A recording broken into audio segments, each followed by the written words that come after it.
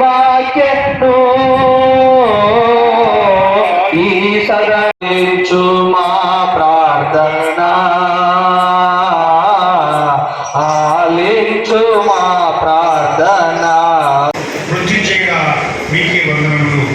అపవాదిని అణచివేసి మరణపు ఆధిపత్యమును తృప్తివేసి మా అందరికీ నూతన శక్తి బలమిచ్చిన ప్రభువైన యేసు మీకే వందనములు.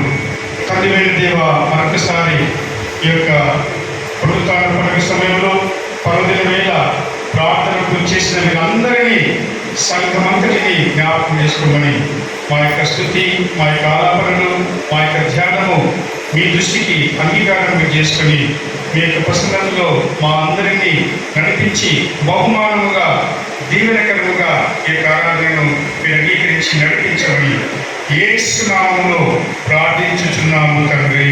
ఆమేన్. సిద్ధం చేయబడిన మొదటి భాగంగా సంఖ్యలు రాసిన రెండవ గ్రంథము 22వ అధ్యాయం మొదటి నుంచి 12 వర్షంలో చదివాం. చేతిలో నుండి కల్పించిన దినమున దావీదు ఈ గీత వాక్యములను చెప్పి యెహోవాను స్తోత్రించాడు. అతడు ఇట్లనే: యెహోవా నా శైలము, నా కోట, నా రక్షకుడు, నా దుర్గము, నేను ఆయనను ఆశ్రయించుదును. నా కేడము, నా రక్షణ శృంగము, నా ఉన్నత దుర్గము, నా ఆశ్రయస్థానము. ఆయనే నాకు రక్షకుడు. బలత్కారుల నుండి నన్ను రక్షించువాడని నీవే. కీర్తనీయుడైన యెహోవాకు నేను మొరపెట్టింది. నా శత్రువుల చేతిలో నుండి ఆయన నన్ను రక్షించెను. మృత్యువు యొక్క అలలు నన్ను చుట్టుకొనగను. వరద పొర్లు వలె భక్తిహీనులు నా మీదికి వచ్చి నన్ను బెదిరించగను. పాతాళ పాశములు నన్ను అరికట్టగను. మరణపు గురులు నన్ను ఆవరించగను. నా శ్రమలో నేను యెహోవాకు మొరపెట్టింది. నా దేవుడు ప్రార్థన చేసింది. ఆయన తన ఆలయంలో ఆలకించి నా ప్రార్థన అంగీకరించాను. నా మొర ఆయన చెవులలో చూచాను. అప్పుడు భూమి కప్పించి అదిరేను. పరమండలకు పునాదులు వణికెను. ఆయన కోపగా అవి కంపించాను. ఆయన నాసికాంతంలో నుండి పొగ పుట్టాను. ఆయన నోట నుండి అగ్ని వచ్చి దహించాను. నిప్పు కడుపులను రాచిపెట్టాను. మేఘములను వంచి ఆయన వంచాను. ఆయన పాదముల కింద గాఢంధకారపు కమ్మి ఉండేది. ఎరుపు మీద ఎక్కి ఆయన ఎక్కి వచ్చాడు. గాలి రెక్కల మీద ప్రత్యక్షమాయను. గుడారపు వలె అంధకారము తన చుట్టూ వ్యాపింపచేశాను. నీటి మొక్కల సముదాయములను ఆయన దట్టపు మేఘములను వ్యాపింపచేశాను. ఇంతటితో మొదటి పాటించాను.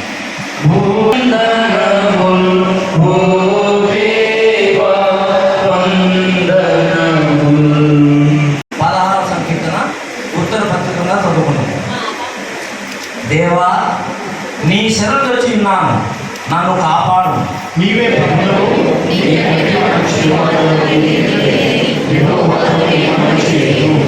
నేను ఇలా అంటును, భూమి మీద ఉన్న భక్తులే శ్రేష్ఠులు, వారు నాకు కేవలం ఇష్టలు.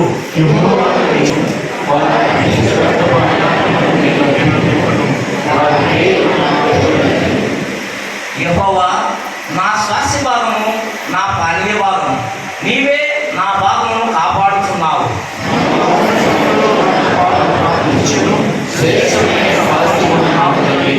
అన్ని గడియలలో నా అంతరింద్రియము నాకు బోధించుతున్నది.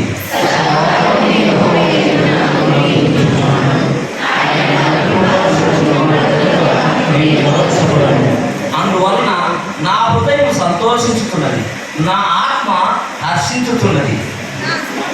నా శరీరము కూడా సురక్షితంగా నివసించుతున్నది.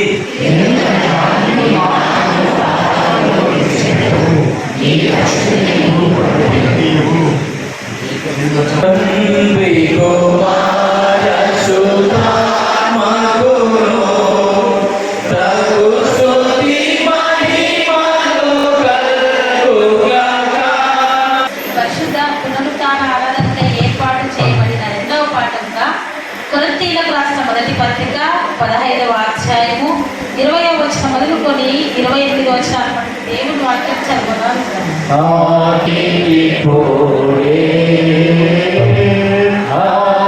ఆత్మనలో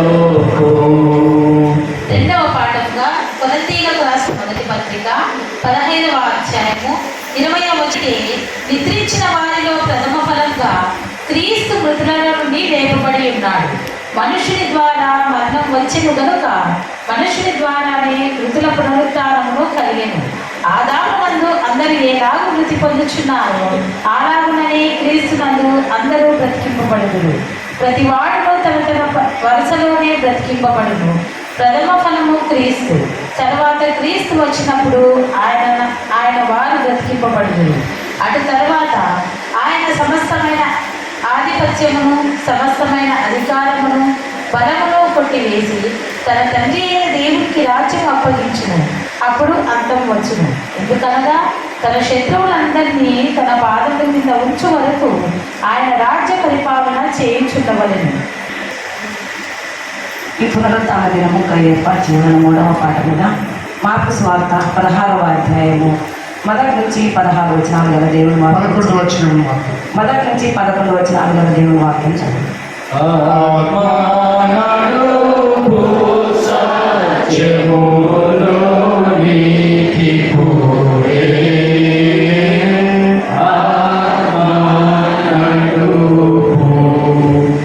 మార్కు సువార్త 16వ అధ్యాయం 1 నుంచి ప్రారంభం. విశ్రాంతి దినము గడిచిపోగానే మగ్దలేనే మరియయు యాకోబు తల్లి అయిన మరియయు సలోమేకి వచ్చి ఆయనకు పూయవలెనని సుగంధ ద్రవ్యములు కొనేది. వారు ఆదివారమున పెందలకడ లేచి బయలుదేరి సూర్యోదయమైనప్పుడు సమాధి వద్దకు వచ్చుచుండగా సమాధి ద్వారం నుండి మన కొరకు ఆ రాయి ఎవడు పొగిలించునని ఒకరితో ఒకరు చెప్పుకుంటుండేది. వారు వచ్చి కనులెత్తి చూడగా రాయి పొగిలింపబడి ఉండుట చూచిరి. ఆ రాయి ఎంతో పెద్దది. అప్పుడు వారు సమాధిలో ప్రవేశించి తెల్లని నిలువుటంగి ధరించుకొని ఉన్న యొక్క పడుచువాడు కుడివైపున కూర్చుండుట చూచి మిగులు కలవరపడింది.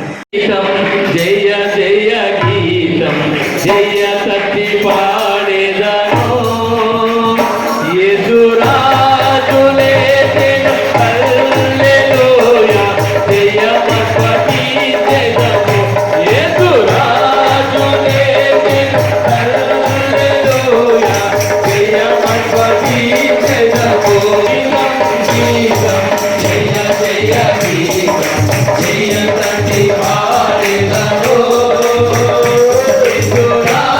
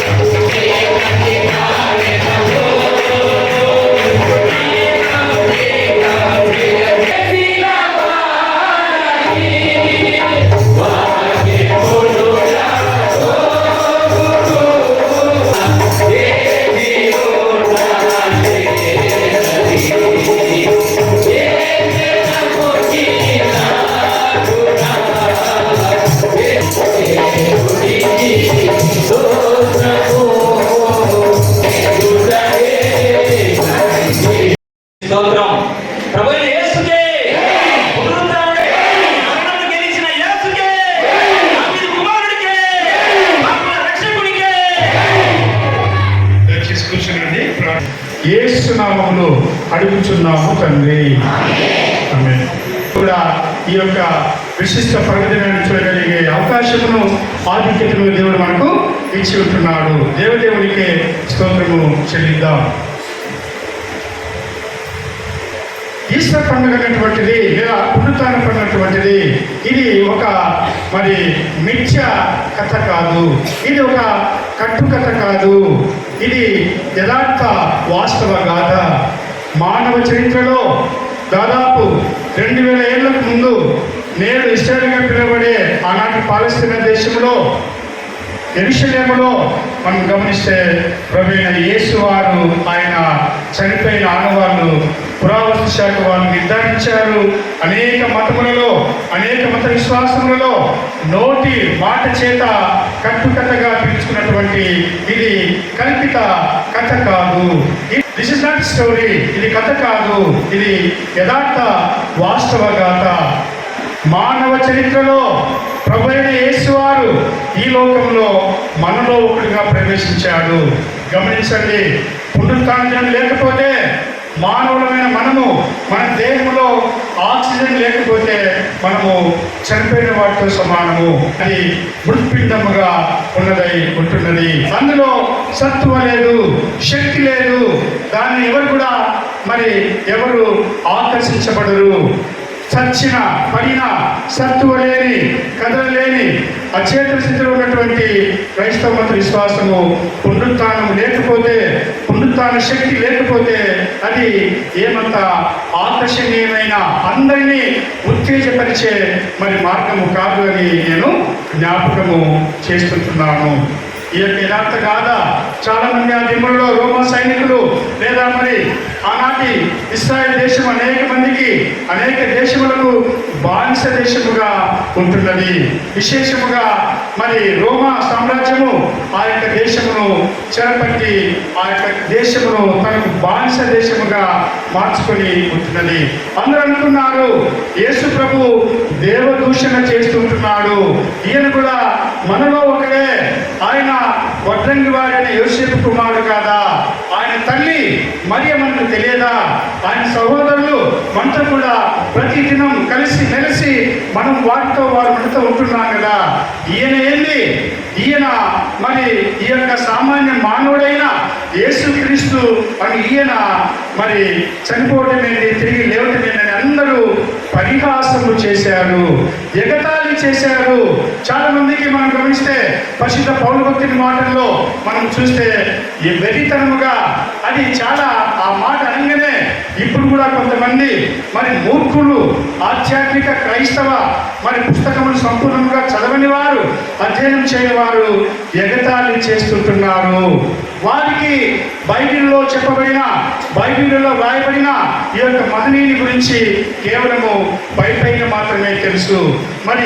లోతైన ప్రభువైన యేసు వారి వాస్తవములు, ఆయన శక్తి, ఆయన మహిమ, ఆయన ఘనత, ఆయన జీవిత విధానం, ఆయన విశిష్టత గురించి పెద్దగా తెలియని మూర్ఖులు మాత్రము యేసు ప్రభువుని గురించి అవాకులు నుంచి అవాకులు ఈనాడు కూడా అనేక మంది పెరుగుతుంటున్నారు. అది మనకు అప్రస్తుతం. దేవుని బిడ్డలారా, మనం గమనిస్తే క్రైస్తవ మత శక్తి, క్రైస్తవ మత జవసత్వములు ఈ యొక్క పునరుత్థాన పండుగలోనే దాగి ఉంటున్నది. యేసు ప్రభుల వారు తాను చనిపోయి శుభ శుక్రవారం తిరిగి లేవకపోతే, ఆయన తల్లి అయిన దేవుడు సజీవ లెక్కలో తిరిగి ఆయన్ను నిలబెట్టకపోతే ఈ యొక్క క్రైస్తవ మతానికి అలంకారమే లేదు, క్రైస్తవ మతములకు విలువ లేదు, క్రైస్తవ మతములకు ఆకర్షణ లేదు. కాబట్టి క్రిస్మస్ ఒక వైపు ఉండే నాణ్యానికి ఒక వైపు అయితే ఈ యొక్క గుడ్ ఫ్రైడే మరియు ఈ యొక్క పునరుత్థాన పండుగలు మరోవైపు ఉండే నాణ్యం ప్రక్కని మనము జ్ఞాపకం ఉంచుకోవాలి. ఈ రెండు కలిసి, క్రిస్మస్ మరియు ఈస్టర్ పండుగలు కలిసి ఒక మేళవింపుగా, గంభీరమైన మత విశ్వాసముగా క్రైస్తవ మరి విశ్వాసులను క్రీస్తు ప్రభు వారిని ఉన్నతమైన స్థాయిలో మరి మతం అందరినీ కూడా ఆకర్షిస్తూ ఉంటున్నది. దాదాపు మరి 300 కోట్ల మంది 350 కోట్ల మంది ఈనాడు ప్రపంచవ్యాప్తముగా ప్రభువైన యేసు వారి మరి యొక్క పునరుత్థాన శక్తిని, పునరుత్థాన విజయమును ప్రపంచమంతా కూడా విజయాట్టహాసంతో మరి ఎంతో గొప్పగా ఘనముగా చేసుకుంటూ ఉంటున్నది.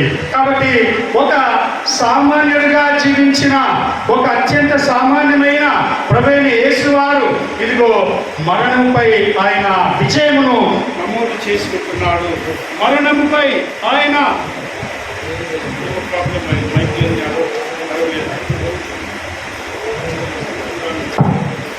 మరణంపై ప్రభువైన యేసు వారు విజయాన్ని నమోదు చేసి ఉంటున్నాడు.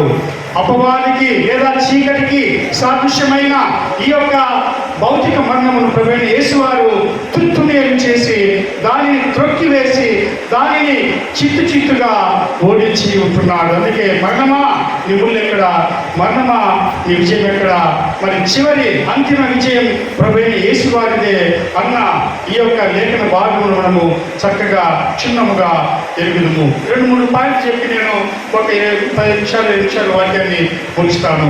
మొదటి పాఠంలో మనం గమనిస్తే మరి ఈ యొక్క రాజైన దావీదు ఒక గీతంలో ఒక కీర్తనను ఆయన రచించి ఉంటున్నాడు. ఈ యొక్క కీర్తనలో మరి తన యొక్క సౌలు రాజుగా ఉంటున్నాడు. సౌలు తనను చంపబోతే, సౌలు తనకు ప్రమాదం తలపెడితే తప్పించుకొని పోయేసి సౌలు కాకుండా అనేక మంది అంతర్గత శత్రువులను దావీదు వారి చేతిలోంచి యెహోవా దేవుడు తనను తప్పించిన తర్వాత ఈ యొక్క స్తోత్ర గీతమును అనగా పునరుత్థానమునకు ప్రభువైన యేసు వారు మరణమును జయించి తిరిగి లేచిన ఆ యొక్క మహాఘట్టమునకు సాదృశ్యముగా దావీదు భక్తుడు ఈ కీర్తనను వ్రాసి ఉంటున్నాడు. గమనించండి, మొదటి 2-3 వచనాలు మనం చూస్తే యెహోవా నా శైలము, యెహోవా అనగా ఉన్నవాడు అనువాడు, జీవించేవాడు, జీవింపజేసేవాడు, సజీవుడైన దేవుడు. అటువంటి సజీవుడైన దేవుడు నా శైలము, నా కోట, నా రక్షకుడు అనగా ఇక్కడ 3 మాటల్లో దేవదేవుని శక్తి, దేవదేవుని విడువని ఎడబాయిని ఆయన యొక్క రక్షణ ప్రణాళికలో మనము ఇక్కడ భక్తుడు దాగీదున్నట్టు మనము చూస్తూ ఉంటున్నాము. సజీవుడైన యెహోవా దేవుడు నాకు కోట, నాకు ఆశ్రయము, నాకు రక్షకుడుగా ఉంటే నేను ఎవరికి భయపడను. ఎందుకనగా నన్ను రక్షించే, నన్ను కాపాడే, మరణ పాతాళ బంధకాల్లోంచి నన్ను విడిపించే నా దేవుడైన యెహోవా నా పక్షముగా ఉన్నాడు.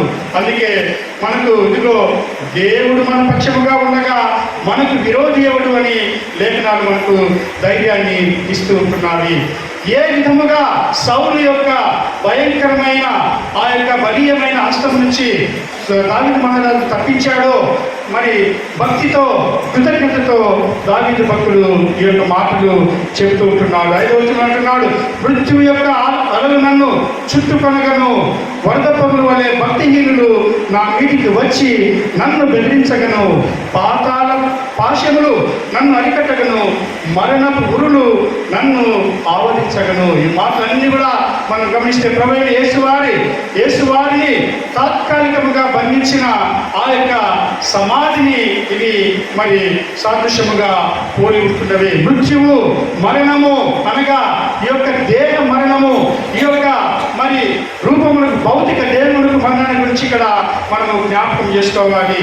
అటువంటి అలలు లేదా మన భాషలో సునామీ అలలు లేదా వరద లేకపోతే భయంకరమైనటువంటి ఈ యొక్క మరి అతివృష్టి వర్షములు లేదా వరద బీభత్సములు చంపివేసే మరి తీసుకొని వెళ్ళే మరి మనం గమనిస్తే ఇవన్నీ కూడా ప్రభువైన యేసు వారిని బంధించే ఆ యొక్క సమాధికి సాదృశ్యంగా ఉంటున్నవి.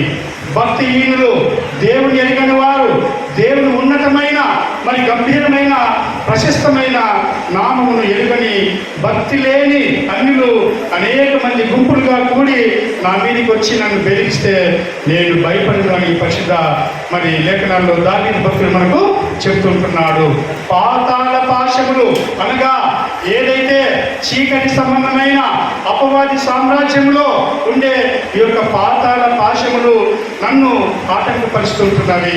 నాకు మరి బంధకములుగా అవి ఉంటున్నవి, నాకు అవి ఉదిబండగా ఉంటున్నవి. మరణపు గురులు నన్ను ఆవరించి ఉంటున్నవి. అనగా ఏ క్షణమైనా ఎప్పుడైనా నేను చనిపోయే ప్రమాదం ఉంటున్నది. మరణపు అంచున నేను మరి కూర్చుని ఉన్నాను. ఎప్పుడైనా ఏ క్షణమైనా నాకు చావు తప్పదేమో అని దావీదు భక్తుడు ఇక్కడ మరి బెంబేలు పడి భయపడి వణికి ఈ యొక్క కీర్తన రూపంలో రక్షించే, కాపాడే, విడిపించే, చీకటి అంధకార అపవాది పాతాల బంధకాల్లోంచి విడిపించే మరి సజీవుడైన యెహోవా దేవుని బాహుబలం గురించి ఇక్కడ భక్తుడు మొదలుపెడుతూ ఉంటున్నాడు. కాబట్టి ఏ విధంగా వస్తాడు తన భక్తులను, లేదా ఆపదలో చిక్కిన వారిని, లేదా మరణములో బంధింపబడిన వారిని ఆ దినములలో మరి ఈ దినమున దావీదును రక్షించడానికి మరి ఏ విధంగా వస్తున్నాడు అంటే 10వ వచనంలో మేఘములను వంచి ఆయన వచ్చెను. మన భాషలో పుష్పక విమానం అంటారు, ఎగిరే మరి రెక్కలుండే విమానము. తెలుగులో మరి ఒక బండి పేరు యూనికార్న్ బండి అంటారు. యూనికార్న్ అంటే రెక్కలుండే గుర్రం అని చెప్పేసి అర్థము. యూనికార్న్ అంటే అర్థము రెక్కల గుర్రం. ఎక్కడికైనా అది మరి ఎగిరిపోతుంది. దేవుణ్ణి మోసే, దేవుణ్ణి మరి తీసుకెళ్లే, దేవుని వాహనం కొండే ఈ యొక్క పుష్పక విమానం మేఘములు దేవునికి, యెహోవా దేవునికి పుష్పక విమానములుగా ఉంటున్నవి. ఇదిగో పాతాళములో, మరణపు అంచులో మరి ఇదిగో నాశనమైపోయే, చనిపోబోయే దావీదు రాజును, తన భక్తుని, తనను శరణు కోరిన ఈ యొక్క దావీదును రక్షించడానికి మేఘములపై దేవుడు వస్తూ ఉంటున్నాడు. ఇదిగో దేవుని పాదముల కింద అపవాదికి సాదృశ్యమైన చీకటిని, ఈ యొక్క అంధకారమును దేవుడు త్రొక్కి వేస్తూ ఉంటున్నాడు. దానిని నడిచివేస్తూ ఉంటున్నాడు. ఎవరిని? అపవాదిని. అంతేకాకుండా కెరూబు మీద ఎక్కి ఆయన ఎగిరి వచ్చెను, గాలి రెక్కల మీద ప్రత్యక్షమాయను, గుడారం వలె అంధకారము తన చుట్టూ వ్యాపింపజేసెను, నీటి మబ్బుల సముదాయములను, ఆకాశపు దట్టపు మేఘములను వ్యాపింపజేసెను. 40 ఏళ్ళు ఐగుప్తు నుంచి మరి ఇశ్రాయేలును ప్రవీణ మోషే మరి యెహోషువను నడిపిస్తూ ఉంటే ఆ యొక్క చీకటి రాత్రి వేళ మేఘస్తంభముగా మరి ఇదిగో వెలుగు స్తంభముగా, పగలు మేఘ స్తంభముగా వారి మధ్య సంచరించి వారిలో గుడార రూపంలో టాబర్నకులు అంటారు. దేవుని మందసము ఆ గుడారంలో ఉంటే మరి ఆ గుడారము దేదీప్యమానంగా ప్రకాశిస్తుంటే అందరూ క్షేమముగా ఆదమరిచి నిద్రపోతుంటే దేవుడు తన ప్రజను, తన యొక్క సమాజమును, తన ప్రజ అయిన ఇశ్రాయేలును దేవుడు కాపాడేవాడుగా వారి మధ్యలో ఉంటున్నాడు. వేగిరమే తడవు చేయక మరి వెంటనే యెహోవా దేవుడు ఇక్కడ దావీదును విడిపించడానికి సౌలు చేతుల నుండి ఆయనను చంపాలనుకున్న అనేక మంది శత్రువుల చేతిలో నుంచి విడిపించడానికి ఇక్కడ వచ్చినట్లు భక్తుడు మరి సాక్ష్యం ఇస్తూ ఉంటున్నాడు. గమనించండి, ఇది దావీదుకు ఈ దినమున తన జీవితంలో ఒక విమోచనా దినము. అయితే ప్రభువైన యేసు వారు ఈ లోకమంతటికి ఒక విమోచకుడుగా, రక్షకుడుగా మానవాళి అంతటిని, ఈ ప్రపంచం అంతటిని ఇదిగో అపవాది యొక్క లేదా మరి చీకటి యొక్క కోరలో కూరుకొనిపోయినటువంటి అంధకార శక్తి అపవాదిని ఓడించి మరణమునకు గుర్తైన ఈ యొక్క మరి సైతాను శక్తిని ఆయన తుత్తునేలు చేసి దిగ్విజయుడై ఆయన యేసుప్రభువు వారు ఇదిగో సజీవుడిగా తిరిగి లేపబడి ఉంటున్నాడు. గమనించండి, మృత్యుంజయుడైనటువంటి యేసుప్రభువు వారు మరణము, చీకటి, అపవాది ఇదిగో అంతిమ విజయము నాదే, మరి నువ్వు తల ఉంచవలసిందే, నువ్వు పాతాళానికి తృప్తివేయబడతావు, పాతాళమునకు నువ్వు నెట్టివేయబడతావు అని చెప్పేసి ప్రభువైన యేసు వారు ఈ దినమున మరి ఆయన తన విజయాన్ని నమోదు చేసి ఉంటున్నాడు. గమనించండి, ఈ యొక్క దేశ ప్రపంచ సమకాలీన పరిస్థితులు మనం చూస్తే మరి ప్రపంచ దేశములు, భారతదేశము, మన చుట్టూ సమాజము రకరకముల అపవాది మరి క్రియలకు, అపవాది పనులకు, అపవాది మరి స్వభావానికి లోనై ఉంటున్నవి. ఎక్కడ చూసినా అవినీతి, అక్రమము, దౌర్జన్యము, హింస మరి ఇదిగో పరిపాలన చేస్తూ ఉంటున్నవి. యుద్ధ మేఘములు ప్రపంచమంతా కూడా కమ్ముకొని ఉంటున్నవి. ఇవన్నీ కూడా మరణమునకు సాదృశ్యములు. మరి ఇదిగో ఆకలి, కరువు, క్షామము, మరి ఇదిగో చెప్పాలంటే బీదవారిని, లేకపోతే ఇదిగో ఒక జనం, బలహీనమైన జనము బలహీనమైన జనమును ఆక్రమించుకోవటం, వారి ఆస్తులు దోచుకోవటం, మరి అశాంతి, అలజడి, హింస, ఇవన్నీ కూడా పగ, ద్వేషములు, ఇవన్నీ కూడా మన చుట్టూ, మన సమాజంలో, మన కాలనీలో, మన వీధిలో మనము చూస్తుంటున్నాం. పగలు, కక్షలు, ద్వేషములు, ఇవన్నీ కూడా అపవాది స్వభావములే. దావీదు మహారాజు చెప్పినట్లు తన శత్రువులే. నీ యొక్క అంతర్గత శత్రువులను నువ్వు మొట్టమొదట గుర్తించాలి. విశ్వాసులారా, ప్రభువైన యేసు వారు ఇదిగో సైతానును, అపవాదిని ఆయన మరి జయించి ఘోరముగా దానిని ఓడించి మనందరికీ ఈ యొక్క విజయోత్సవమును ఆయన ప్రసాదించి ఉంటున్నాడు. ఈ యొక్క విజయోత్సవ సంఘటన మరి దేన్నైతే మనము ఈస్టర్ పండుగ లేదా పునరుత్థాన పండుగ రూపమున మనము వేడుకగా చేసుకుంటున్నామో దీనిని అర్థవంతముగా చేసుకున్నాలి. ఎప్పుడైతే మనము మనలను బంధించే మనలోని అంతర్గత శత్రువులను మనము గుర్తించి వాటిపైన మనము ఇదిగో ఈ యొక్క విజయాన్ని ప్రభువైన యేసు వారు అపవాదిని, మరణమును ఏ విధంగా ఓడించాడో వాటిని మనము ఓడించాలి. దావీదు భక్తునికైతే తను నమ్ముకున్న తన ఎన్నో విజయములు, తన కుడి భుజముగా ఉన్నటువంటి తన సొంత మరి ఇదిగో ఏలిక రాజు, తన వరుసకు మామ ఇతడు, తన సొంత మామ చేతనే దావీదు మరి ప్రమాదము వచ్చి ఉంటున్నది. అందుకే దావీదు అంటున్నాడు, నా శత్రువు నా ప్రాణమును చంపగోరిన ఇదిగో సౌలు నుంచి, అనేక మంది పగవారి నుంచి నువ్వు నన్ను వేగిరమే వెతుక్కుంటూ మరి ఎగిరి వచ్చి నన్ను తప్పించావని దావీదు భక్తుడు ఈ యొక్క విజయాన్ని ఆయన మరి జ్ఞాపకం చేసుకుంటూ దేవుణ్ణి స్తుతిస్తూ ఉంటున్నాడు. దేవునిలారా, మన చుట్టూ ఉన్నటువంటి చీకటి, అంధకార, బహువిధములైనటువంటి ఈ యొక్క చెడును, ఈ యొక్క కుళ్ళును, ఈ యొక్క కల్మషమును మనము మరి కూకటి వేలతో మనము పెకలింపగలగాలి. దురాచారములు, దురలవాట్లు సమాజమును, సంఘమును, పౌరులను, ప్రజలను పట్టి పీడించే ఏ వ్యవస్థ అయినా, ఏ చట్టమైనా, ఏ పద్ధతి అయినా సరే అది అపవాదితో సమానము. చీకటి సంబంధి అది పాతాల సంబంధి, అది మరి ఇదిగో చెడును, హింసను, రక్తపాతమును, అశాంతిని, అల్లరిని, వెక్కిరింతలను, లేకపోతే ఘోరమైన విస్ఫోటకాన్ని అది కలుగజేస్తూ ఉంటున్నది. వాటిపైన మనము యుద్ధము ప్రకటించాలి. ఇదే నిజమైన పునరుత్థాన శక్తి సందేశము. అందుకే పరిశుద్ధ పౌలు భక్తుడు చదువుని పాఠంలో అనేక విషయాలు కొరింథీయులకు రాస్తూ ఆయన మరి ప్రస్తావిస్తుంటున్నాడు. 1వ కొరింథీ పత్రిక 15వ అధ్యాయం మనం చూస్తే ఇక్కడ మరి 20 నుంచి 28 వచ్చిన మనం చూస్తే, ఇప్పుడైతే దేవుని ప్రేమైన కొరింథీ సంఘమా, ఇప్పటికీ అయితే ఈ క్షణం మట్టుకైతే వారికి ఒక సూచన చేస్తూ ఉంటున్నాడు. నిద్రించిన వారిలో మొట్టమొదటిగా ప్రభువైన యేసు వారు మరి మరణాన్ని జయించి తండ్రి చేత సజీవుడిగా నిలబెట్టబడి ఉంటున్నాడు. మీరు నమ్మండి అని అంటున్నాడు.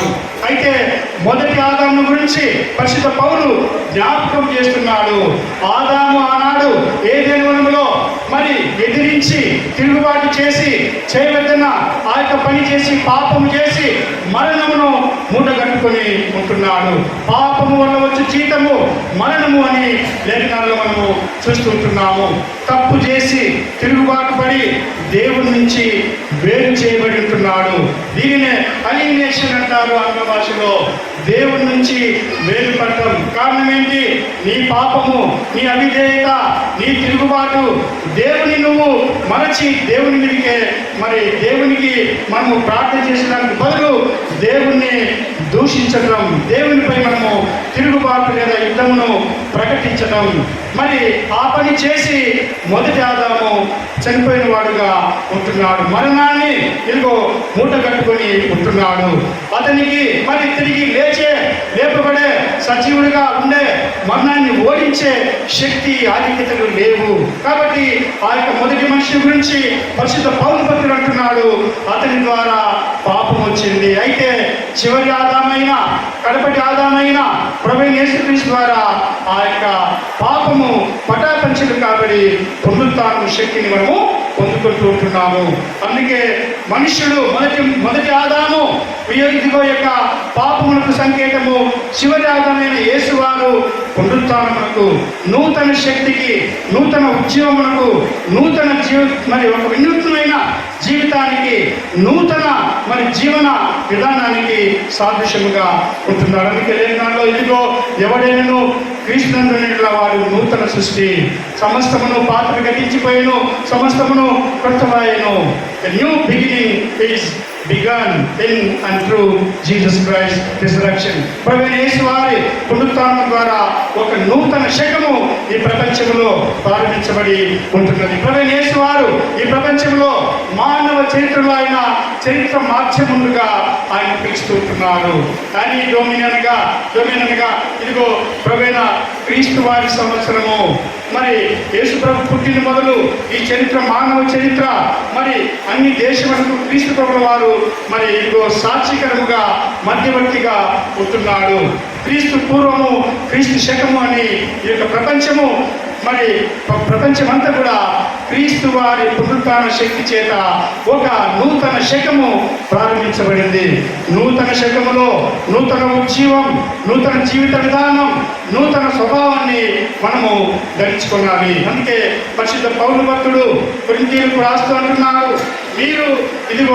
మీరు యేసుక్రీస్తులో ఉంటే ఆయన ఏ విధంగా మనందరికి ముందుగా ఆయన మరణమును ఓడించి లేచి ఉంటున్నాడో ఆ శక్తిని మీకు కూడా ఇస్తూ ఉంటున్నారు. Delegating Jesus power to defeat the evil forces. ఇప్పుడు మామూలుగా వేదాంతం చదువు వచ్చిన తర్వాత మాకంటూ ప్రత్యేక గవర్నమెంట్ లైసెన్స్ ఏమీ ఉండదు. బిషప్ గారికి ఉంటుంది. బిషప్ గారి లైసెన్స్ను మరి ఇక్కడ వ్యక్తుల పేర్లు అవసరం లేదు. బిషప్ గారి మరి అధికారిక లైసెన్స్ను మరి వేదాంత విద్యను చదివి ఇక్కడికి వచ్చిన ఎవరైనా గురువులు వారు దానిని షేర్ చేసుకుంటారు, పంచుకుంటారు. మరి మాకందరికీ మరి ఇదిగో డైసిస్ అందరికీ హెడ్గా ఉండే బిషప్ గారి మరి మ్యారేజ్ లైసెన్స్ కావచ్చు, ఆధ్యాత్మిక లేదా పవర్ ఆఫ్ అటర్నీ కావచ్చు, స్థానికంగా డీసీలందరికీ, తర్వాత సీనియర్ పాస్టర్లకు ఈ యొక్క అధికారులు తెలియకుండానే అది సంక్రమిస్తుంది. అనగా ఒక తల్లిదండ్రి ఆస్తి పిల్లలకి ఏ విధంగా అది వారసత్వంగా వస్తుందో ప్రభువైన యేసు వారి పునరుత్థాన శక్తి కూడా క్రీస్తు బిడ్డవైన నీకు మనకందరికీ వారసత్వముగా అది ఇవ్వబడి ఉంటున్నది. చాలా మంది దీనిని తెలుసుకోకుండా మరి అజ్ఞానంలో మరి గలిగిలిగా, లేకపోతే ఇదిగో మరి మూర్ఖులై తిరిగిలేని వారై ఆ శక్తిని మరచి మేము క్రీస్తు బిడ్డలము, క్రీస్తు వారి జయించే, మరణమును ఓడించే, అపవాదిని ఎదిరించే ఈ యొక్క మరి మహత్తు శక్తిని మరి దేవుడు మాకు యేసు ప్రభువులో ఇచ్చి ఉన్నాడు అన్న వాస్తవాన్ని మరచి ఈ లోక సంబంధులుగా జీవిస్తూ ఉంటారు. ఈ పొరపాటును, ఈ యొక్క తప్పిదమును, ఈ యొక్క అజ్ఞానమైన, ఈ యొక్క అపనమ్మకమును, ఈ యొక్క బలహీనమైన బలముగా నాటుకొని పోయిన ఈ యొక్క నైజమును మనం మనలోంచి తీసివేయాలి. అందుకే పరిశుద్ధ పౌలు అంటున్నాడు, ఇదిగో ప్రభువైన యేసు వారు మొట్టమొదటిగా ఆయన చనిపోయి మరణాన్ని ఓడించి లేచి అదే శక్తి బలములను మనకిచ్చి ఉన్నాడు అని జ్ఞాపకము చేస్తూ ఉంటున్నాడు. కాబట్టి ఇదిగో తండ్రి అయిన దేవుడు ప్రభువైన యేసుక్రీస్తు వారికి ఈ భూలోకమంతటి పైన అధికారం ఇచ్చి ఉంటున్నాడు. సమస్తమును ఆయనకు అధికారమును ఇచ్చి ఉంటున్నాడు. అనగా మంచికి శుభము చేయటకు, ఇదిగో మరి సుగుణములను, లేకపోతే అభివృద్ధిని, సంక్షేమమును, మానవ జాతి మనుగడను, మానవ జాతి మరి ఇదిగో సర్వతోముఖాభివృద్ధిని ప్రభువైన యేసు ద్వారా తండ్రి దేవుడు మనకు సిద్ధింపజేసి ఉంటున్నాడు. క్రైస్తవులు క్రీస్తు నెరిగిన వారు విధ్వంసం చేయరు, క్రీస్తు నెరిగిన వారు మోసం చేయరు, క్రీస్తు నెరిగిన వారు దోచుకొనరు, క్రీస్తు నెరిగిన వారు మరి జవాబుదారితనంగా వారు పనిచేస్తారు, క్రీస్తు నెరిగిన వారు సమాధానముగా శాంతిగా జీవిస్తారు. ఇవన్నీ ప్రభువైన యేసు వారు ఆయన మరణ పునరుత్థానంలో మనకి ఇచ్చినటువంటి సాధ్యమైన మరి వారసత్వము. దీనిని మీరు నేర్చుకోండి, అందులో మీరు వేరుపారి ముందుకు నడవండి అని పరిశుద్ధ పౌలు కొరింథీ సంఘంలోని విశ్వాసులకు తెలియజేస్తుంటున్నాడు. చూడండి, ఇక్కడ మనం గమనిస్తే మరి ఇక్కడ మరణం అన్నటువంటిది 20వ వచనం అంటున్నాడు, కడపట చివరిగా నశింపజేయబడి శత్రువు మరణము అని అంటున్నాడు. అందుకే వేదాంతంలో ఒక భావం ఉన్నది, ప్రారంభము ఆది అంతములు.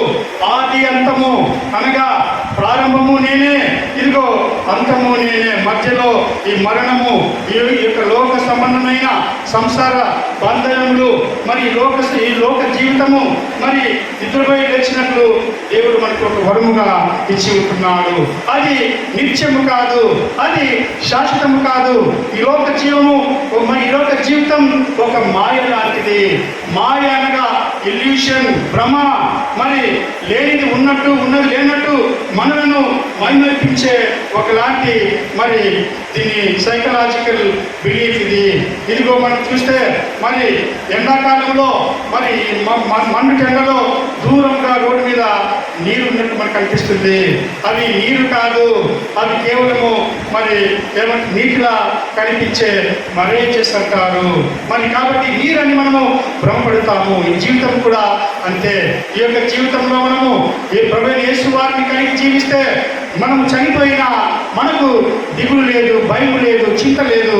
మనం చనిపోయినప్పుడు అందుకే పరిశుద్ధ పౌలు అంటాడు తెస్సలోనికీయులకు రాస్తూ, ఎవరైనాను క్రీస్తు నుండి చనిపోతే వారు మరి మొదట సమాధులు వచ్చి మరి ప్రభువైన యేసు వారిని లేపుతారని చెప్పేసి అంటున్నాడు. కాబట్టి దేవుని ద్వారా ఇక్కడ ప్రాముఖ్యమైన అంశం ఏంటంటే క్రీస్తు ప్రభులో మనము ఇదిగో నిలిచి ఉంది. ఆయన మరి ఇదిగో జయించిన, మరణమును ఓడించిన, చెడును మరి కుళ్ళును మరి కల్మషమును, ఏది మరి చీకటి సంబంధమైన ప్రతి స్వభావమును, ప్రతి క్రియను మనము మరి ఓడించినట్లే దానిని మనము దూరముగా తీసి పెరిగి పారివేయాలి. కాబట్టి అందుకే మనం చూస్తాం ప్రభువైన యేసు వారు అంజూరపు చెట్టును గురించి ఇదిగో మరి ఫలించని నటించే వేషధారణ ఉండే కృత్రిమమైన, ఇదిగో నేను పెద్ద చెట్టును, నా దగ్గర చాలా పనులు ఉన్నవి, పచ్చగా ఉన్నాను, గుబురుగా ఉన్నానని అందరినీ ఆకర్షించే, ఫలములు లేని ఒక్క పండు కూడా ఫలించని ఆ యొక్క నటన కూడా మన జీవితంలో మనలను ఇదిగో వెనక్కు లాగివేసే, చీకటిలోకి నెట్టివేసే ఒక భయంకరమైన దుర్గుణము. ఇదిగో ఇలాంటి చెడు గుణముల పైన క్రైస్తవ బిడ్డలు, క్రీస్తును అనుసరించేవారు యుద్ధము ప్రకటించాలి. అప్పుడే నిజమైన పునరుత్థాన శక్తిని నువ్వు పొందుకున్నట్లే. గమనించండి, ఏ దేశంలో అయినా సరే, మరి ఏ జాతిలో అయినా సరే, ఏ సంస్కృతిలో అయినా సరే, ఆ యొక్క దేశ ప్రజలందరూ కూడా గౌరవించబడాలి. అందరూ సమానముగా మరి ఇదిగో రాజ్యాధికారమును, రాజ్య ఫలములను వారు అనుభవించగలగాలి. రాజ్యాధికారము, రాజ్య ఫలములు, మరి క్షేమము, మరి కొలువులు, ఉపాధులు, లేకపోతే దేశం యొక్క, రాజ్యం యొక్క ఫలములను అందరూ సమానముగా పంచుకున్నప్పుడే అది దేవుని చిత్తము. ఎక్కడైతే మరి సంకుచితమైన బీదలను, పేదలను, లేకపోతే తోటి పౌరులను అంచివేసేదానికి రకరకముల కుట్రలు, కుతంత్రముల చేత మరి రకరకముల బాధ పెట్టే, ఇబ్బంది పెట్టే చట్టములు, వ్యవస్థలు, మరి పాలసీలు ఉంటావో అవన్నీ కూడా అపవాదానికి సంబంధమైనటువంటి మరి పనులు. ఈనాడు ఒక మణిపూర్లో, ఈనాడు మరి ఉత్తరప్రదేశ్లో, ఉత్తరప్రదేశ్లో మరి ఇదిగో ఉత్తరప్రదేశ్లో అనేక రాష్ట్రములలో, ఉత్తరాఖండ్ కావచ్చు, గుజరాత్ కావచ్చు, మరి ఈశాన్య రాష్ట్రాలు కావచ్చు, క్రైస్తవ మతానికి వ్యతిరేకంగా అపవాది భయంకరంగా కొన్ని మత పెద్దలు కొంతమందిని వాడుకొని అక్కడ చాలా మారణ హోమాన్ని జరిగిస్తూ ఉంటున్నారు. వినాశకరమైన క్రైస్తవ సంఘములను, మరి క్రైస్తవ సముదాయములను, చర్చెస్ను, సంస్థలను టార్గెట్ చేసి ఇదిగో అపవాది సంబంధమైన ప్రభువైన యేసు వారిని ఆనాడు రోమా సైనికులు, శాస్త్రులు, పరిసయ్యులు నిష్కారణంగా శిలువ వేసినట్లు ఇదిగో క్రైస్తవులను ఈనాడు ఇబ్బంది పెట్టి వారిని కూడా చంపివేస్తూ ఉంటున్నారు. వీటిపైన నిజముగా మరి ఎవరైనా సరే, ఏ సమాజమైనా సరే దేవునికి మొదలుపెట్టి ప్రార్థించినప్పుడు దేవుడు తానే మన పక్షముగా యుద్ధం చేయవాడుగా ఉంటున్నాడు. మనం గమనిస్తుంటున్నాం. ఈ మధ్య ఒక సంఘటన, ఒక పాస్టర్ గారు చనిపోతున్నారు. మరి ఆయన చావును మరి దాన్ని తిమ్మిని బమ్మిని చేసి చాలా ఘోరముగా ఇది యాక్సిడెంటే అని చెప్పే ప్రయత్నము, మరి ఒక వ్యవస్థ అంతా కూడా క్రైస్తవ సమాజమునకు, క్రైస్తవ విశ్వాసమునకు వ్యతిరేకంగా మరి పని చేస్తూ ఉంటున్నది. ఒక పథకం ప్రకారము ఒక క్రైస్తవ సేవకుని హత్య చేసిన ఉదంతంలో ఇది ప్రమాదమని చిత్రీకరించే భయంకరమైన ఆ యొక్క ప్రయత్నము జరుగుతూ ఉంటున్నది. ఇది మరి ప్రభువైన యేసు వారిని ఆనాడు నిష్కారణముగా అన్యాయ తీర్పు చేత అక్రమముగా ఎటువంటి అవకాశమానికి ఇవ్వకుండా ఆయనను మరి సంహరించి వేసినట్లే.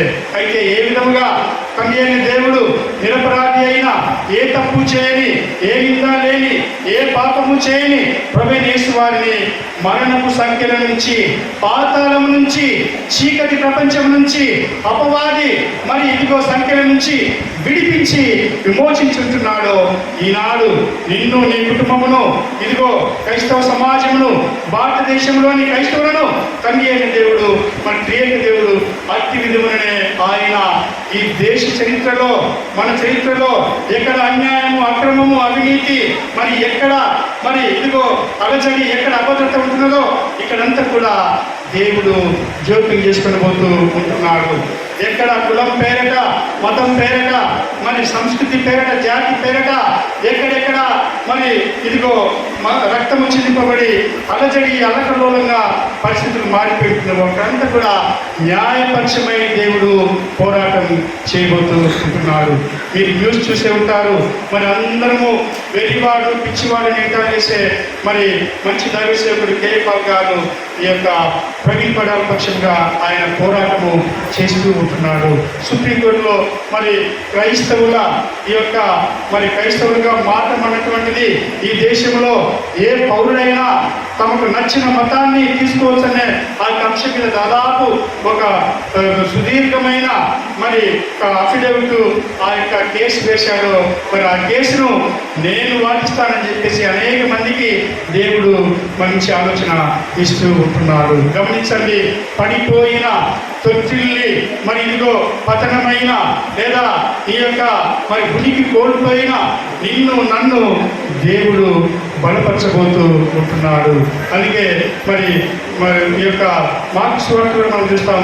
ప్రభువైన యేసు వారు దాదాపు 15 సందర్భములలో ఇది కట్టుకథ కాదు, ఆయన చూచిన వారు అనేక మంది ఆయనతో తిరిగి లేచిన తర్వాత ఆయన చూచి, ఆయన ముద్ది, ఆయన తాకి, ఆయన చేతుల్లో చేతులు వేసి మరి ఆయనతో ప్రయాణం చేసి ఆయన చేప కాలిస్తే మరి ఇదిగో కలిసి తిన్నవారు సాక్ష్యం ఇస్తూ ఉంటున్నారు. ఎమ్మాయి గ్రామమునకు మరి ఇదిగో ఆ యొక్క గ్రామానికి వెళ్ళే వారితో ప్రభువైన యేసు వారు సంభాషిస్తూ వారికి తన దర్శనం ఇస్తూ ఉంటున్నాడు. 500 మందికి పైగా మరి కూర్చొని ఉండే దేవుని విశ్వాసులకు ప్రభువైన యేసు వారు దర్శనమిస్తూ ఉంటున్నాడు. గమనించండి, సువార్త పాఠంలో 3 స్త్రీలు ధైర్యవంతులై అక్కడ ప్రభువైన యేసు వారి దర్శనాన్ని వారు పొందుకుంటూ ఉంటున్నారు. భయపడలేదు, వారు బెదిరిపోలేదు, వారి ధైర్యము చెడిపోలేదు. రెట్టింపు లేదా పురుషుల కంటే ఎక్కువ ధైర్యంతో వారు తెల్లవారుజామునే ఆనాటి సమాజంలో మీకు చెప్పిన జ్ఞాపకం చేస్తున్నాను, స్త్రీలు బయటికి రాకూడని దినములవి.